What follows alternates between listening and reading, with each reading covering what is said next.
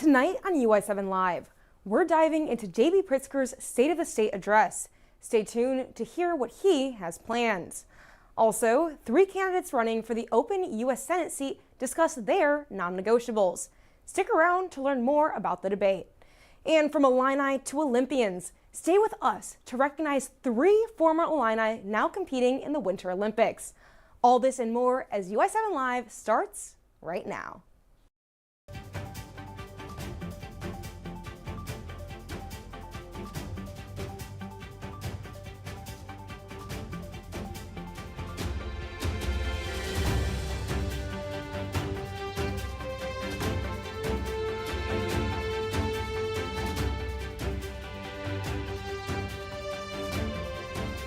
From Richmond studio at the University of Illinois, this is UI7 Live. Good evening. It's Wednesday, February 18th. I'm Caitlin Devitt. And I'm Nathan Gonzalez. Thank you for joining us. As we come onto the air tonight, Governor J.B. Pritzker has just delivered his annual State of the State address for Illinois. The governor proposed a $56 billion budget for the 2027 fiscal year. Most of the spending will go toward mandated categories like education and pensions. During the address, Pritzker focused on protecting the rights of families. And that's why now more than ever, we must work together to make life more affordable for Illinois' working families. I propose an agenda to address the high cost of living that makes life easier for the middle class and those striving to get there. And that's why he also talked about making housing more affordable by building more houses and making electric bills cheaper. He also proposed a Children's Social Media Safety Act to decrease the harmful effects of online platforms. The governor called out President Trump during the speech for targeting Illinois funding over the past year. This includes cuts to both child care programs and SNAP benefits. With this announcement, the time of budget surpluses in Illinois might be coming to an end. Pritzker's office released a new report saying the up-and-coming state budget might be tighter as remaining COVID funds run out. The governor's Office of Management and Budget is projecting a potential $2.2 billion deficit for the 2027 fiscal year. The reason? A mix of slowing revenue and a sharp drop in federal funding. Recent data shows federal payments to Illinois dropped by 36% last month alone. Advisors say the state is also getting ready for nearly $1 billion in potential cuts to child care and social services due to federal policy changes. Now, if you feel like more of your paycheck is going to taxes, you're not wrong. A new report is ranking Illinois as the 8th most regressive state tax system in the country. This means that the more money your family makes, the less in taxes you end up paying. Look here, the lowest 20% of earners in the state have almost 15% of their income going to taxes, with the middle 20 paying around 12%. Meanwhile, the top 1% of earners, and these are people making over $750,000, have 7% of their income going toward taxes. Now, you can see similar trends in the state's property, sales, and excise tax. So as your income goes up, the taxes you pay go down. The only tax seeing an uptrend is personal income tax. And with the latest jobs report in, the market is looking pretty flat for the outgoing class of 2026. The Bureau of Labor Statistics reported the lowest number of jobs added to the market this month at only 130,000. Compare that to January 2024 or 2023, which added 175,000 and more than 400,000 jobs. The report is a step up from the last year, though, as January 2025 showed a loss of nearly 50,000 jobs. Looking at the total amount of jobs added throughout the year, 2025 saw more than 180,000 added to the market by the end of the year. That is the lowest since 2020. Outside of the pandemic, it becomes the lowest since 2009. Now, turning to entry-level jobs, where the hiring market isn't looking any better for college grads. According to the National Association of Colleges and Employers, almost 50% of hiring managers rate the market as fair, which is just a step above poor, but below a good rating. The last time a majority of employers rated the job market as fair was in 2021. And gas prices have increased for a second week as the spring weather arrives. According to Gas Buddy, the average price of gas has risen 2.6 cents over the last week. Patrick DeHaan, the head of petroleum analysis at Gas Buddy, says that, quote, geopolitical tensions, particularly between the U.S. and Iran, remain an unpredictable variable, injecting risk into the outlook and leaving prices vulnerable to sudden shifts. Here in Champaign County, Meijer's price for gas is $2.60, but Costco members will get a slight discount with Costco gas at $2.59 right here in Champaign. Now in local news, if federal immigration agents want to enter Champaign County property, they're going to have to show their face and a judge's signature. At a press conference yesterday, County Executive Steve Summers just signed a new order aimed at curbing ICE enforcement in local government buildings. The order establishes two major requirements. First, agents must present a judicial warrant signed by a judge to secure before taking action. Second, agents are now required to remove face coverings and keep their official badges visible at all times. In the order, Summers says, quote, Champaign County leadership is committed to ensuring the safety, dignity, and human rights of all residents, regardless of race, religion, immigration status, or national origin. Adding, quote, residents have been affected by federal immigration enforcement are encouraged to contact the New American Welcome Center, Immigration Services of Champaign-Urbana, or the Refugee Center. Earlier this week, the leading candidates for U.S. Senate made one last pitch to voters right here in Champaign County. The Champaign NAACP hosted a debate featuring the top three Democrats hoping to replace the retiring Dick Durbin. Representatives Robin Kelly, Raja Krishnamurthy, and Lieutenant Governor Juliana Stratton spent an evening debating health care, Social Security, and their tactics for taking on the Trump administration. But it was a question on the Supreme Court that sparked the strongest response from the Lieutenant Governor. Stratton told the crowd she's in favor of a move that hasn't been seen in the U.S. in nearly 2 centuries. Stratton said, quote, with what we see happening with this Supreme Court and the way they're rubber stamping this president's authoritarian agenda, I will consider everything, including expanding the court if that's what it's going to take. Stratton was the only candidate who did not explicitly condemn court expansion as an option. Even with the debate, the Democratic primary for U.S. Senate is still up for grabs. That's according to the latest polling. A survey by Public Policy Polling shows almost 40% of voters are still undecided. That's only 3% down from the September poll.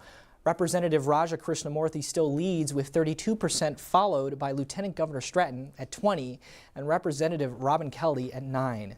Even with Congressman Krishnamurthy spending millions on campaign ads, he's still at 61% name recognition. Meanwhile, Stratton has grown from 37% to 42% over the same period, despite spending $0 from her campaign. Once voters learned about Stratton's background, they say they're more likely to vote for her.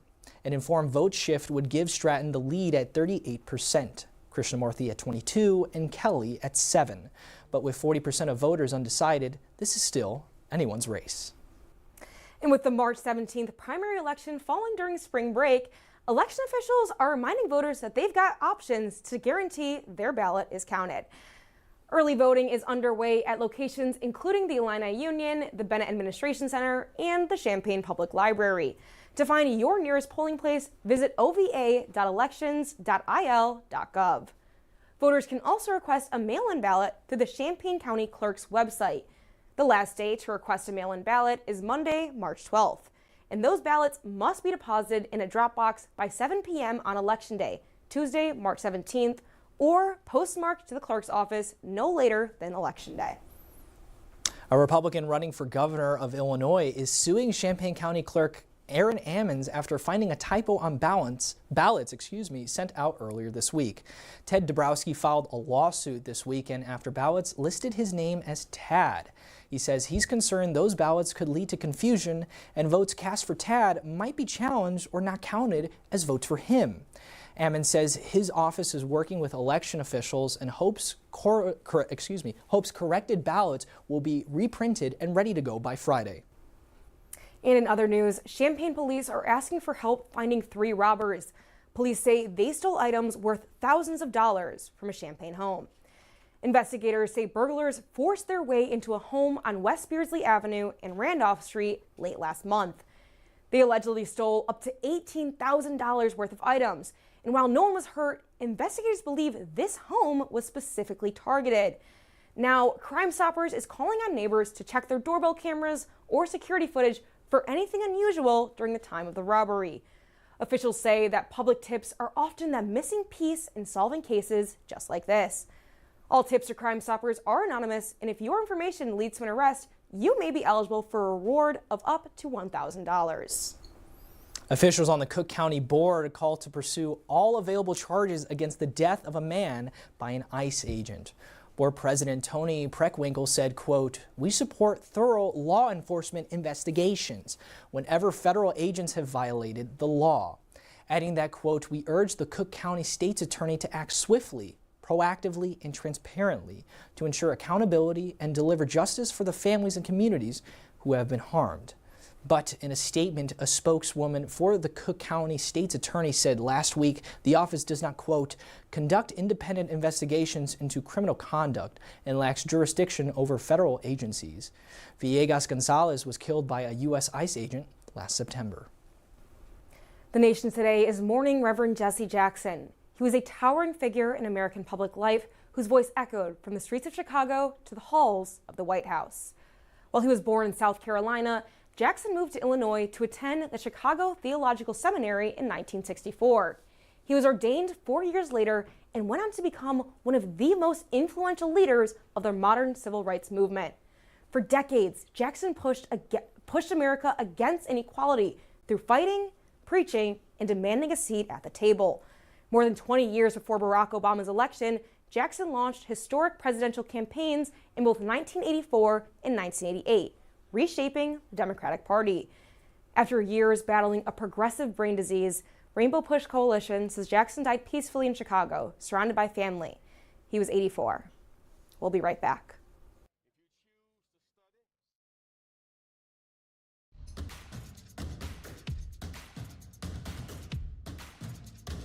One system with a clear mission, statewide impact for the public good. We offer pathways that develops talent to not just work, but thrive. Our research turns breakthroughs into solutions for industries, healthcare, and everyday life. From Chicago to every region, we collaborate to solve problems together.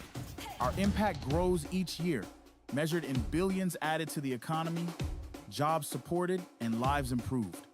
Urbana-Champaign, Chicago, and Springfield are home to world-class classrooms, labs, and clinics. We partner with communities to improve health, education, and opportunity. The University of Illinois System. Join us to build a thriving Illinois for generations to come.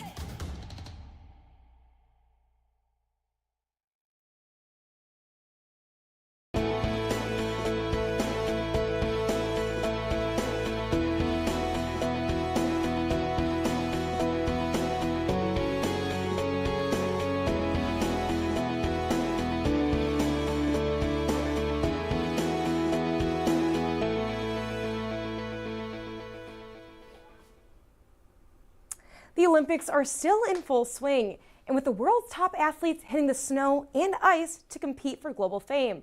But some of those athletes already have some hometown glory. 3 former Illini will all be competing this year in the Winter Games. Listen to their Illinois coaches talk about what is so special about these games. Every coach dreams about seeing their athletes competing on a global scale. And for coaches at the University of Illinois, this dream is a reality. A big topic of conversation was, will we have her for her entire career, or will she end up in the Olympics while she's competing collegiately? Sarah Warren played soccer during her time at U of I. Head coach Katie Holton says she always stood out as a top athlete. Despite being a soccer star here, Warren competed in speed skating this year. Holton says she's followed Warren's career ever since she left Champaign. She says watching Warren skate last week filled her with pride. And I had tears streaming down my face because what a journey, and what a journey it's been for her. And obviously we're really proud, Illini, and really proud of her. But Warren isn't the only Illini going for the gold. Aaron Pike and Travis Dodson will both compete in the Winter Paralympics in March. Dodson is a sled hockey player and has already won 3 gold medals in the sport. Pike will be competing in the biathlon for the 4th time at the Winter Paralympics, proving to current Illini that Olympic glory isn't quite out of reach. The University of Illinois has an incredible program that is just a history of excellence. Brian Seaman works at the Disability Resources and Educational Services and is a Paralympian himself. He says the success of Illinois Paralympic athletes helps to inspire current students. I think that having other, being able to train alongside Paralympic athletes is really just extra motivation. It shows, that it's possible. Pike is also the assistant coach for the Illinois men and women's wheelchair track and road racing. Head coach Adam Bleakney says he always knew Pike stood out from other athletes. He's probably the purest athlete that I've ever coached and has been in this program. The Paralympic Games will be held March 6th through the 15th, and both Pike and Dodson can expect a few watch parties in their honor. What about you, Nathan? Will you be having a watch party? I think I'm going to have to be studying for midterms, but I'm definitely going to keep it on while I got that grind right before spring break. As long as you're supporting the Illini, that's all that matters. No, absolutely. And speaking of the Olympics, the Winter Olympics are more than halfway over. Here are your standings so far. Norway leads the medal count with 33 total, 15 gold, 8 silver, and 10 bronze. Italy sits in second with 26 medals, including 9 gold. And the United States is third with 24 medals, 7 gold, 11 silver, and 6 bronze. Just off the podium, France with 17 total medals. Some Olympic history for context: at the 2022 Winter Games in Beijing, Norway was also finished on top, setting a record with 16 gold medals and 37 total. The United States has long dominated the Summer Olympics with more than 1,100 gold medals all time. That's more than double the former Soviet Union, which sits at second place with just under 400 gold medals, and Great Britain with just over 300. In the Winter Games, Norway leads all countries with nearly 150 gold medals and more than 400 total. The United States follows with 114 gold and 330 overall. And while billions of people all around the world are watching the Olympics, billions more are also starting Ramadan. Last night was the start of the 9th and holiest month in the Islamic calendar. It's observed by Muslims worldwide and is known as a time of spiritual reflection and prayer. People fast from dawn to dusk to honor one of Islam's 5 pillars. Prayers will be held at the Central Illinois Mosque and Islamic Center starting today. These services will continue nightly until the festival of Eid on March 19th. For more information on prayer schedules and spaces, visit cimic.org. In other religious news, today is also Ash Wednesday. This marks the first day of Lent in the Christian calendar. Lent is a time of reflection and recognizes the 40 days Jesus spent fasting in the desert. It is known to be a Catholic ritual. However, other Christian denominations also participate. Lent will conclude on Easter Sunday on April 5th. Ash Wednesday services have been happening throughout the day, but those who would still like to receive ashes can attend Mass at St. John's Catholic Newman Center at 7 or 9 p.m. tonight. This week also marks the beginning of the new year, at least according to the lunar calendar. A 16-day festival is now continuing across Champaign and worldwide to rein in the year of the fire horse. On the University of Illinois campus, keep your eyes out for 5 different dragons the Asian American Cultural Center has put up to celebrate the new year. Each one has different ways to celebrate the festival, and the Dragon Tour will continue on through March 2nd. And now, if you've ever been left hanging by a service provider, you're not alone. Stay tuned to learn more about a new bill that may save you time and money. But first, it was a beautiful day outside, and UI7 Newsroom's David Flores has your weather forecast. Will this nice weather last? Come back to find out. From harnessing the transformative power of computing and data sciences, to discovering new ways for environmental and agricultural sustainability, to opening new pathways for better patient care and medical discovery using AI. At Illinois, we develop and deliver ideas that positively impact the world.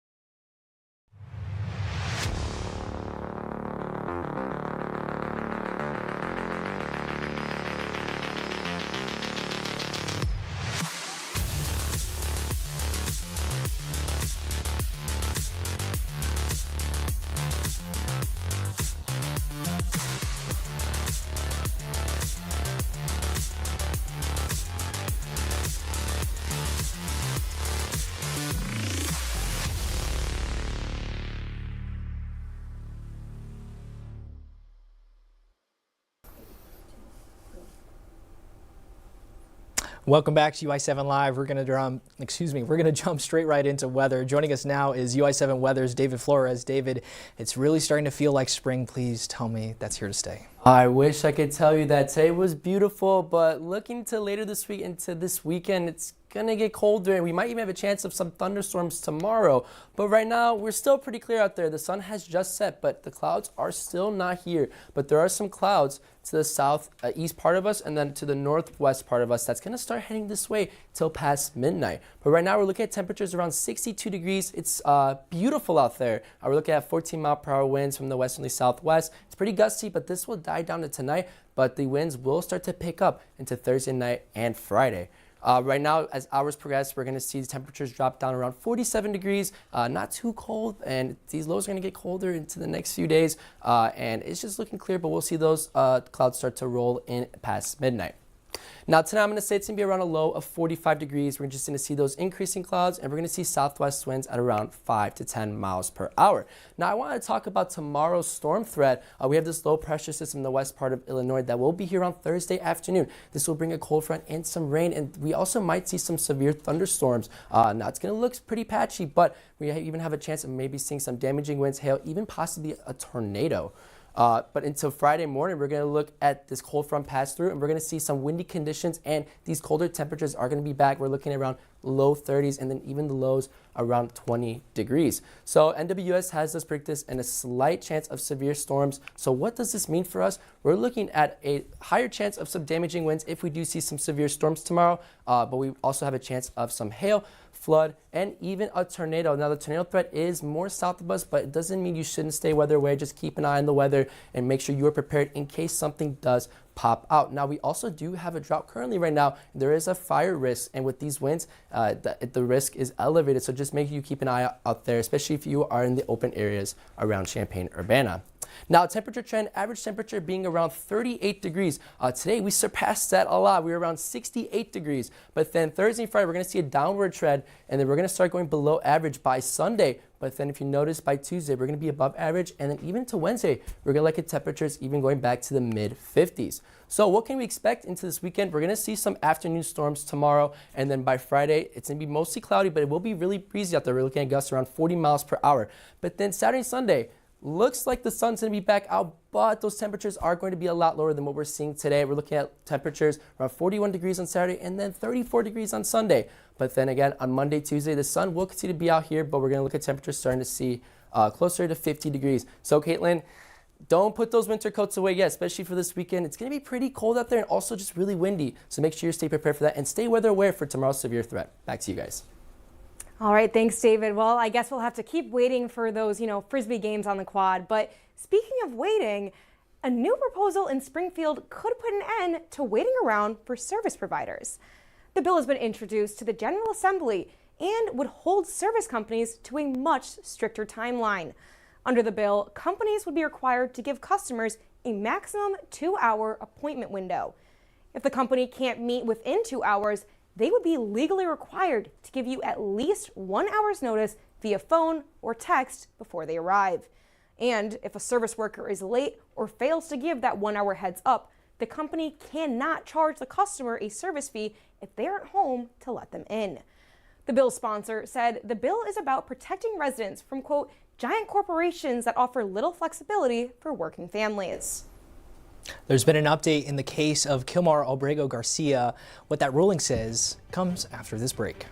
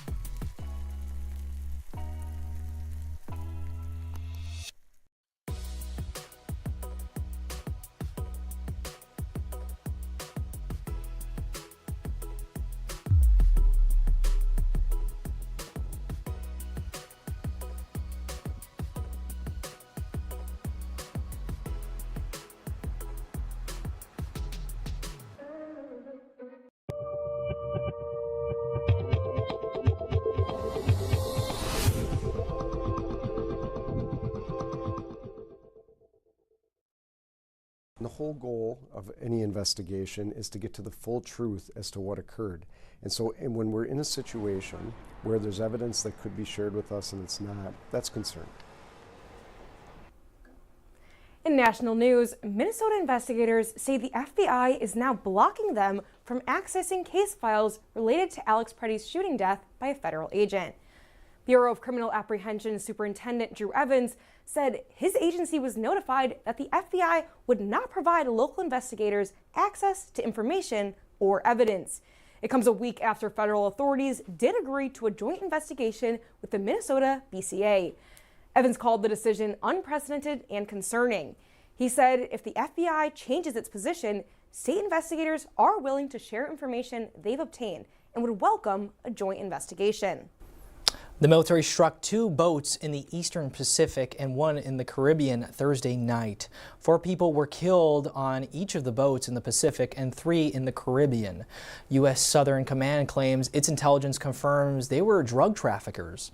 It's the latest in a long series of strikes that have killed at least 135 people on 43 boats and drawn significant controversy. In at least one known instance, Southern Command purposely killed survivors of an initial boat strike. Before the campaign began in September, the Coast Guard intercepted suspected maritime drug smugglers. They were treated as criminals with due process rights. Another ruling in the case of Kilmar Abrego Garcia, the Salvadorian immigrant unlawfully deported last year. A federal judge ruled on Tuesday that Abrego Garcia cannot be re-detained by Immigrations and Customs Enforcement. It's another blow to the Trump administration's effort to keep him locked up while it attempts to deport him again. The injunction follows an emergency order the same judge handed down in December. That also blocked officials from taking Abrego Garcia into immigration custody. But unlike the earlier ruling, the government can appeal the new one up to a Richmond, Virginia-based federal appeals court. Abrego Garcia was unlawfully deported to El Salvador last year, then brought back to the U.S. to face federal human smuggling charges in Tennessee. Turning to our Wall Street check-in, where it has been a volatile start to the week. The Dow Jones Industrial Average closed today just below 50,000, down 1.16% from last week. Meanwhile, the NYSE Composite finished at 23,300, down 0.05% from the week. And finally, the NASDAQ finished at almost 22,800, down 2.25% from the same period. Commodities are seeing both drops and spikes this week. Gold prices fell 0.15% to about $5,000 an ounce, pressured by a stronger U.S. dollar. Corn is also down about 0.52%. Meanwhile, crude oil saw a 4.3% jump today at about $65 a barrel. If you're looking to relax or watch a movie, we've got you covered. Stay with us and we'll tell you the top 5 box office hits. The University of Illinois was built to serve everyone. That means we're building solutions for you, no matter where you are. From growing food and expanding healthcare to training teachers and first responders, you'll find us in every county in our state and every neighborhood across the nation. As a public university, our impact isn't just for those who study here. It's for your family and your community. No matter where you are part of what we're building. You are an Illini.